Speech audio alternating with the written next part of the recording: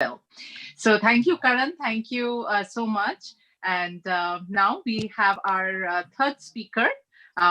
He is Ashish, Ashish Gupta, and he will be talking about digital transformation, reconfiguring your organization to take full advantage of digital innovation.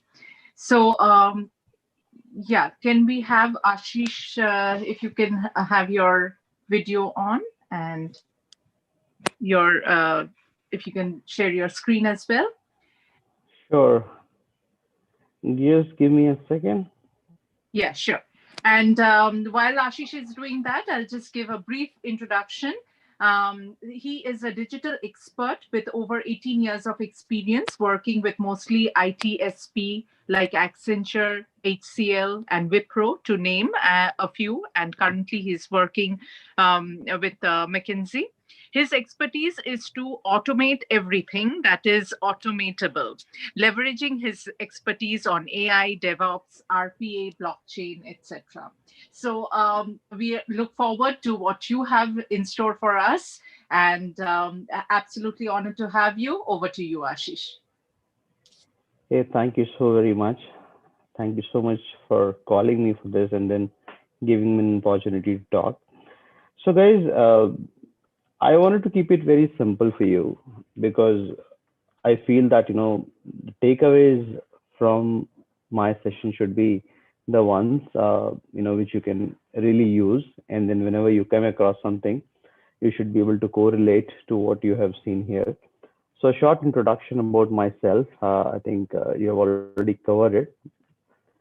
Uh, so, today we're going to talk about what is the digital transformation and what exactly it means for us. And whenever you come across anything in digital, then possibly you might want to kind of look through this and then at least try to correlate it what we're going to talk about today. So, typically, in the world where we live in right now, there are two kind of companies. The companies which are born digital, right? And I think I don't have to name organizations like your AAA, your Amazon, Alphabet, Apple, to name a few. And of course, the companies and the organizations which were not born digital, right? And then they will have their own traditional business model to work on. So this discussion is typically for the organizations which were not born digital. And when we talk about digital, what exactly a digital means? So when we talk about digital, if you can remember it in a very easy way, as you can also see into the slides, that the business model is what differentiate a digital and a non-digital organization. And in order to support that business model, the internal capabilities which are ensuring that a digital model is delivering the value is what can make a business digital. And of course, the last but not the least, the customer experience. For today's discussion, we're going to only focus on the first two, which is the business model and internal capabilities. And I wanted to kind of give you a vivid picture of what it looks like. So, from the perspective of business model, Gartner has very beautifully defined that the digital business development path looks in the following way. As we all know, right, before the advent of web, the business were pretty analog in nature. There were only people who were there into the cycle. People were almost based on the relationship mode, and then the technologies that were typically used was ERP and CRM. And then right after there was this, before the nexus of forces. Now nexus of forces refers to the era where you have your social, your mobile, your cloud, and your information, right? Karan talked about AI. So during the period when we were web, when there was internet, and then before the adoption of mobile, social, and cloud, whatever I spoke about, there were three more models that were evolved. One was, of course, web, and then the e-business and the digital marketing. So typically there was there were a couple of more entities that got engaged in. One, of course, business was there, and then the people started interacting with the business. And you can imagine that, possibly any organizations, their focus was basically to move on to the new market by virtue of moving on to their new business into new geographies. They were extending their relationships, and then they were doing it by adopting a couple of technologies. And now, right after the era of change that we are in right now is the fluid change, and this is exactly what a digital business is. Imagine that your car needs a service.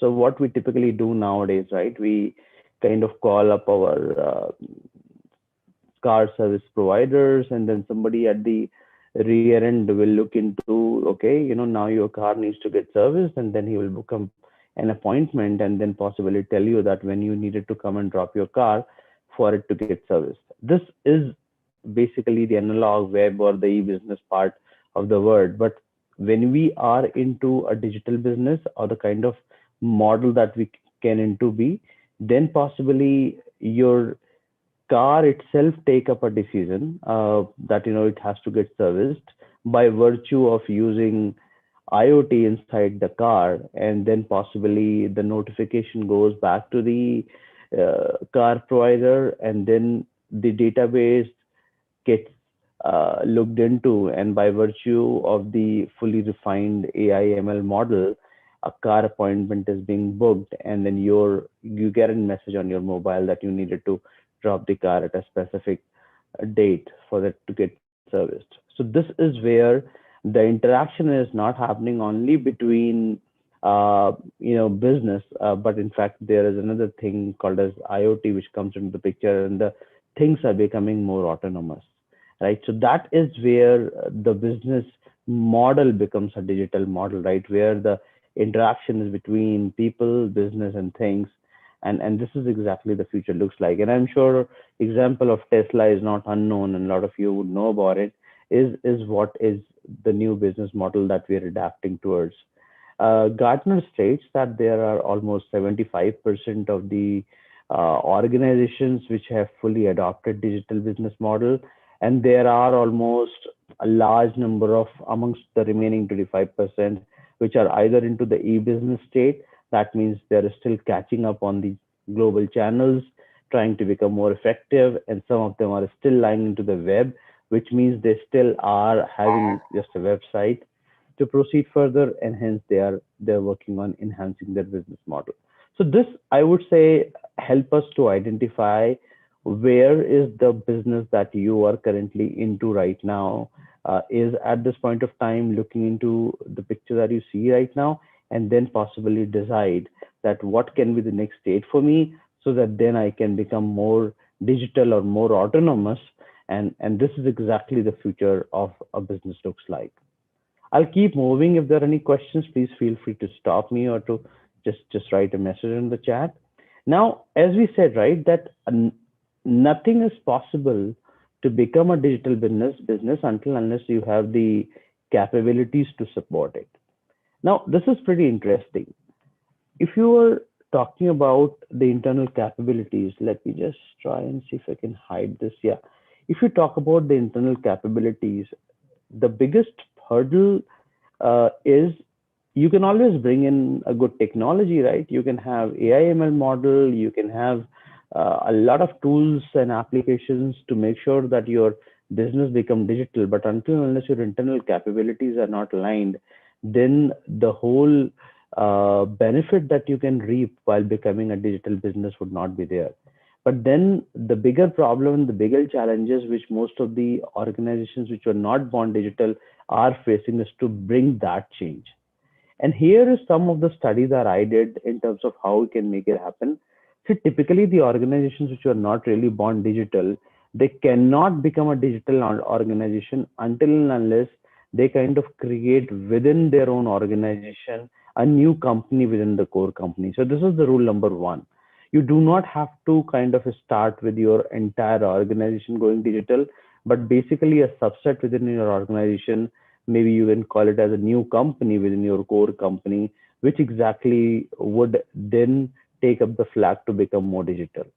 The second rule of this to create your internal capabilities, which can become more aligned to making your organization more digital, is follow these three steps: forgetting, borrowing, and learning. And I'll explain it in a second that what exactly it means.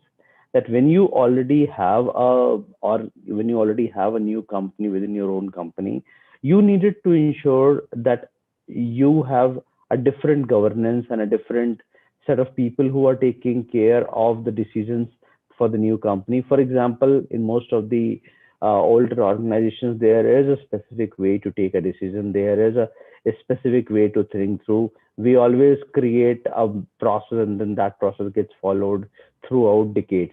But then in the new organization, we needed to ensure that we learn fast, we are more data driven, we take fast decision, and we ensure that whatever forecasted decision that we are taking, and then we understand the result that it has given us. So this is the kind of learning angle that you needed to bring in. As I said, we need to forget about some of those very old rules that are there into the company, because once you are into digital place, then you have to think and look through your organization as more of a data driven organization than just working on the rules. The last and not the least is where you need to borrow, that there are still some values which you need to borrow from your old organization to make sure that you are able to bring in some commonalities and still able to learn from the experience of the older organization to kind of make it more digital. So once we are able to align the learn, forget, and borrow framework, then the capabilities for the new organizations become much more solid and much more aligned towards the vision of you or your business becoming digital. And I've seen that mostly the organizations which were not born digital and adapting these kind of practices, they find their organization become digital much faster than otherwise. So I guess this, I mean, I don't have too much of agenda to talk about it today. I just wanted to leave you with a couple of thoughts. That one is that how do you align your business model, and second is how can you really look through building your internal capabilities to make it more digital. I'll take a quick pause to see if there are any questions.